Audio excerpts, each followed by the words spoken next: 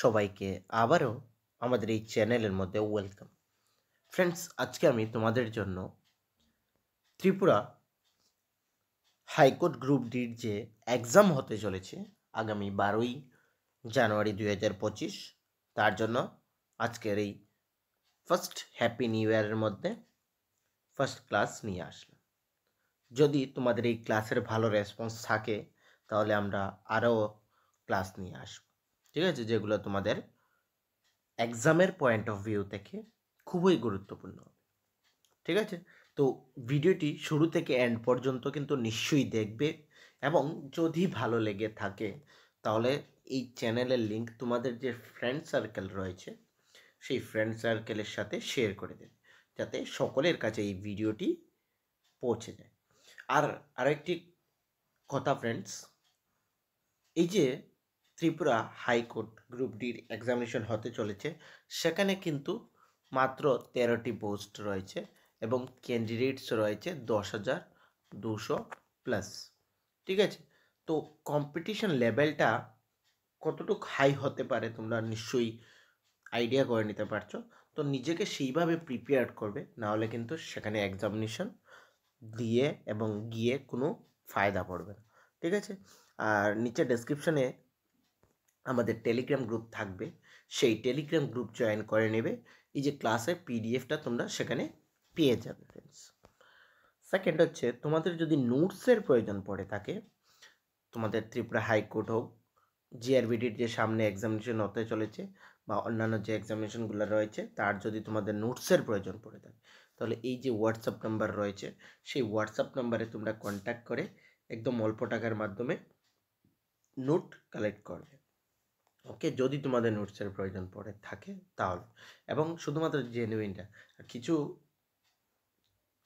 কিছু সংখ্যক স্টুডেন্টস রয়েছে ফালতুমি করার জন্য মেসেজ করে থাকে, আমি ওদেরকে স্ট্রিক্টলি বলে দেব কি মেসেজ করবে না, শুধুমাত্র জেনুইন ক্যান্ডিডেটস যাদের নোটসের প্রয়োজন পড়ে থাকে তারাই কিন্তু অ্যাপ্লিকেশন করবে, সরি এখানে মেসেজ করবে।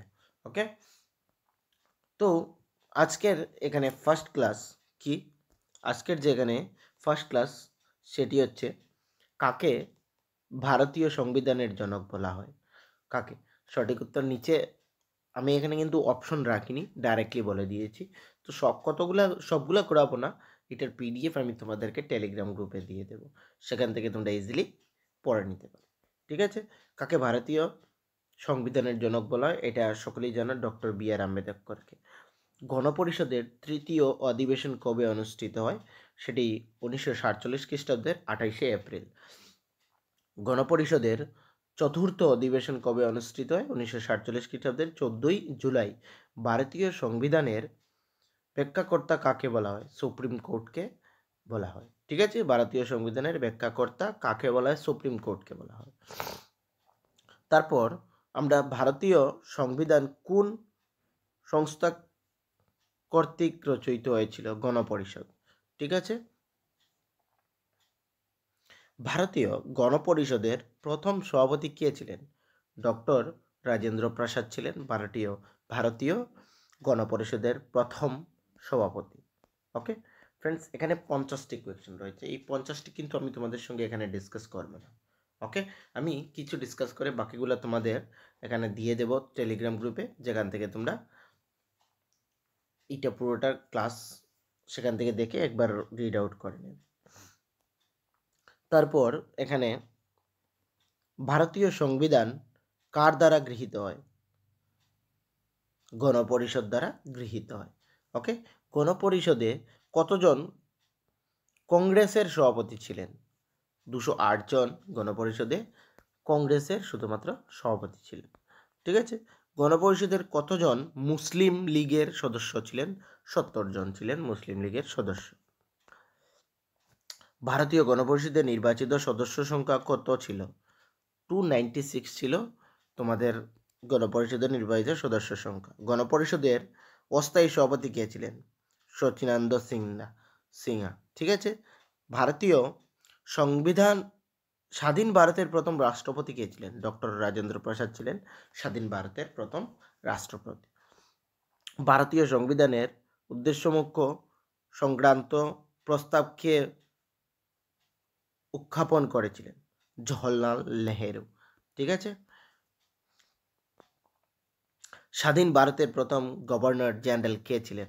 লর্ড মাউন্ট ব্রেটেন ছিলেন স্বাধীন ভারতের প্রথম জেনারেল, গভর্নর জেনারেল ছিলেন।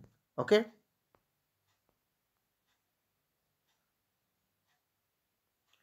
গণপরিষদের সহসভাপতি কে ছিলেন? হরেন্দ্র কুমার মুখার্জি ছিলেন গণপরিষদের সভাপতি ছিলেন। ওকে। গণপরিষদের প্রথম অধিবেশন কোথায় অনুষ্ঠিত হয়? দিল্লির কনস্টিটিউশন হলে গণপরিষদের প্রথম অধিবেশন অনুষ্ঠিত হয়। তারপর কে গণপরিষদকে কংগ্রেস পরিষদ বলে মন্তব্য করেছিলেন? অধ্যাপক জেসি জোহারি, উনি গণপরিষদকে কংগ্রেস পরিষদ বলে মন্তব্য করেছিলেন। ভারতবর্ষের সর্বোচ্চ বিচারালয়ের নাম কি? সুপ্রিম কোর্ট হচ্ছে ভারতবর্ষের সর্বোচ্চ বিচারালয়। তারপর কি? হাইকোর্ট, তারপর ডিস্ট্রিক্ট কোর্ট, তারপর এইভাবে চলে। ঠিক আছে। সব থেকে উপরে হচ্ছে সুপ্রিম কোর্ট, তারপর হাইকোর্ট এসে যাবে। ঠিক আছে। তারপর ডিস্ট্রিক্ট কোর্ট এসে যাবে। সুপ্রিম কোর্টের প্রধান বিচারপতিকে কে নিযুক্ত করেন? রাষ্ট্রপতি সুপ্রিম কোর্টের প্রথম বিচারপতিকে নির্বাচিত করেন। আচ্ছা, এখন এর চিফ জাস্টিস অফ ইন্ডিয়া কি তোমরা কি জানো? যদি জেনে থাকো আমাকে কমেন্টে বলো। চিফ জাস্টিস হচ্ছেন সঞ্জীব খান্না। রিসেন্টলি ওনাকে অ্যাপয়েন্ট করা হয়েছে চিফ জাস্টিস অফ ইন্ডিয়া। ঠিক আছে। চিফ জাস্টিস অফ ইন্ডিয়া ওনাকে অ্যাপয়েন্ট করা হয়েছে। আচ্ছা, উনি কততম চিফ জাস্টিস অফ ইন্ডিয়া সেটা আমাকে কিন্তু তোমরা কমেন্টে বলতে হবে। এইটা কিন্তু খুব গুরুত্বপূর্ণ কোয়েকশন। সেটা কিন্তু তোমাদের এই যে হাইকোর্টের এক্সামিনেশনে এই দুটো কোয়েকশন থেকে একটি কোয়েকশন থাকবেই থাকবে।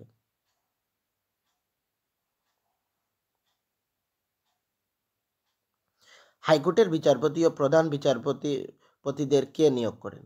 রাষ্ট্রপতি করেন। হাইকোর্টের বিচারপতি ও প্রধান বিচারপতিকে কে নিয়োগ করেন? রাষ্ট্রপতি করেন।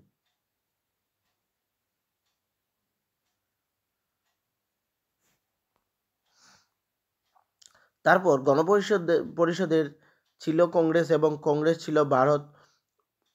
উক্তিটি কার? গ্র্যানভিল এস্টিনের এই বক্তব্যটি। লোকসভার সদস্য হওয়ার জন্য প্রার্থীর বয়স কমপক্ষে কত হওয়া প্রয়োজন? 25। ওকে। ভারতীয় সংবিধানের কোন অংশটি সংবিধান ব্যাখ্যায় সাহায্য করে? প্রস্তাবনা যে ব্যাখ্যাটি রয়েছে সেটি। ভারতের পঞ্চায়েতি রাজ কত সালে শুরু হয়েছিল? 1959 ভারতে পঞ্চায়েত রাজ শুরু হয়েছিল। রাজ্যসভায় কে সভাপতিত্ব করেন? উপরাষ্ট্রপতি রাজ্যসভায় সভাপতিত্ব করেন।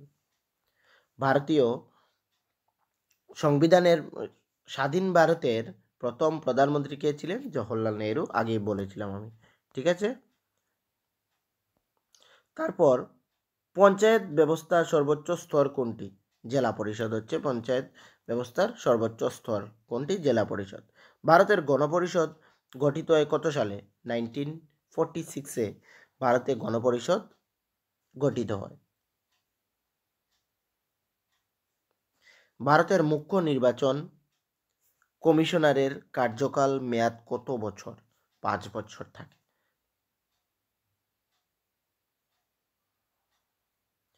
ভারতের সংবিধানে নবম তফসিল কবে সংযোজিত হয়? 1951। অর্থ বিল কোথায় উত্থাপন করা হয়? লোকসভাতে অর্থ বিল দেওয়া হয়, মানে বাজেটের যে। ভারতের সংবিধানে কতগুলি মৌলিক অধিকার আছে? 6টি। ভারতের সংবিধানে কতটি মৌলিক অধিকার আছে? 6টি। রাজ্যসভার নির্বাচিত সদস্যদের কার্যকাল কত বছর হয়? 6 বছর। রাজ্যসভার নির্বাচিত সদস্যদের কার্যকাল 6 বছর হয়। সংবিধানের অর্থ বিশ্লেষণের চূড়ান্ত ক্ষমতা কার? সুপ্রিম কোর্টের রয়েছে।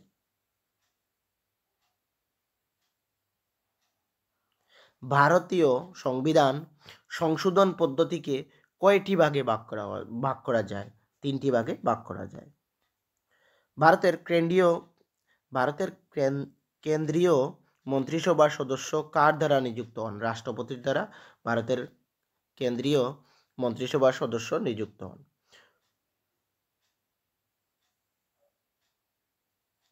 লোকসভার স্পিকারকে কে নিযুক্ত করেন? লোকসভার সদস্যগণ নিযুক্ত করেন। ওকে,